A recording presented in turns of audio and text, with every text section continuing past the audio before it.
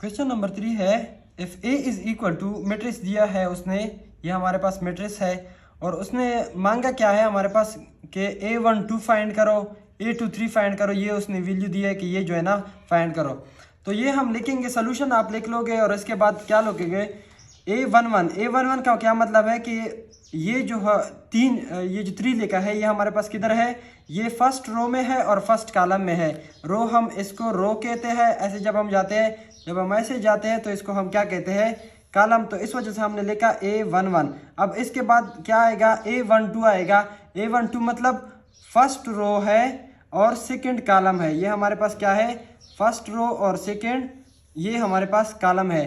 और A13 ये हमारे पास क्या है, ये हमारे पास फर्स्ट रो और थर्ड कॉलम है। ये हमारे पास क्या हो जाएगा, थर्ड कॉलम। तो इसी तरह आप जाओगे A21, ये हो जाएगा A21, A22, A23। इसी तरह आप लिखोगे A31, A32, A33, A41, A42, A43। ये जो है ना आप लिख लोगे। अब उसने ये वैल्यू जो है ना मांगी है कि ये फाइंड करो।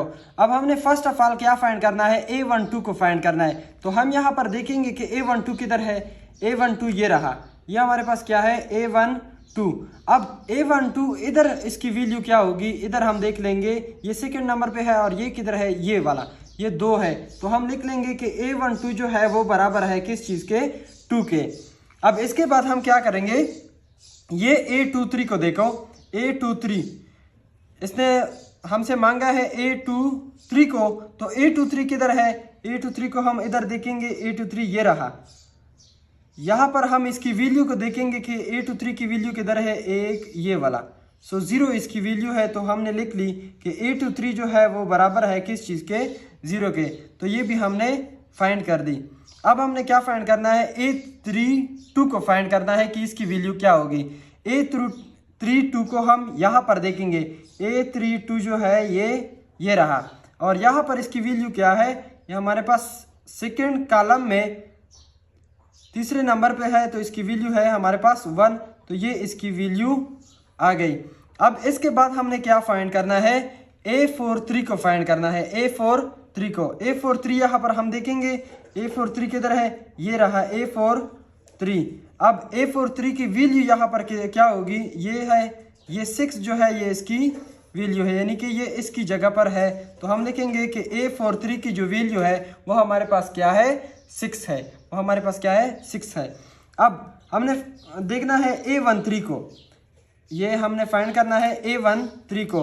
अब A13 को हम यहाँ पर देखेंगे, A13 ये रहा।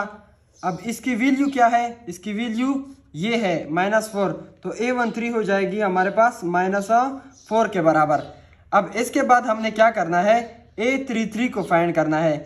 A33 जो है इसको हम यहाँ पर देखेंगे, A33 ये रहा, A33 ये रहा और इसकी वैल्यू यहाँ पर क्या है, ये जो है ये इसकी वैल्यू है 5।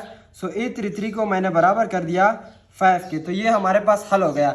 अब क्वेश्चन नंबर 4 है, which of the following matrices are equal, कि ये जो 4 मैट्रिक्स दिए हैं इसमें इक्वल मैट्रिक्स कौन से है। तो ये हम देखते हैं। ए मैट्रिक्स उसने दिया 2 5 1 3, बी मैट्रिक्स 2 5 4 3, सी मैट्रिक्स 1 + 1 3 + 2 4 2 + 1। यह हमारे पास क्वेश्चन है, D = 2 4 + 1 1 3। अब सोल्यूशन में आप क्या लोगे, जो आप हल कर सकते हो वो हल कर लोगे, जो नहीं हल कर सकते वो जो है ना वैसे ही आप लिख लोगे। सो यहाँ पर ए जो है, ए ऑलरेडी हल है 2 5 1 3, इससे मजीद हम सिंपल नहीं कर सकते। सो 2 5 1 3 को हमने लिख लिया। बी जो है वो हमारे पास है 2 5 4 3, तो वो भी हमने लिख ली। अब सी को देखो, सी 1 + 1 से क्या आ जाएगा, 2 आ जाएगा। 3 + 2 से क्या आ जाएगा, 5 आ जाएगा। ये 4 हम लिख लेंगे। 2 + 1 से आ जाएगा 3। अब डी को भी हम हल कर सकते हैं, ये डी है, ये 2 हमने लिख लिया। 4 + 1 से आ जाएगा 5, ये हो जाएगा 1 और ये हो जाएगा 3। अब हमने देखना है इसको 2 5 1 3। अब ए के बराबर कौन सा है, ये यहाँ पर हम देखेंगे 2 5 1 3, ये नहीं है, ये भी नहीं है, ये देखो 2 5 1 3। इसका मतलब है ए जो है वो बराबर है किस चीज़ के, डी मैट्रिक्स के। तो ये हमने लिख लिए, इसका आंसर है। अब हमने देखना है कि बी किसका बराबर है, तो बी को हम देखेंगे 2 5 4 3 के बराबर है, 2 5 4 3। अब यहाँ पर हम देख लेंगे 2 5 4 3, तो सी मैट्रिक्स है, तो हम लिख लेंगे बी जो है वो बराबर है किस चीज़ के, सी मैट्रिक्स से। तो ये हमारे पास question number 3 and question number 4 है।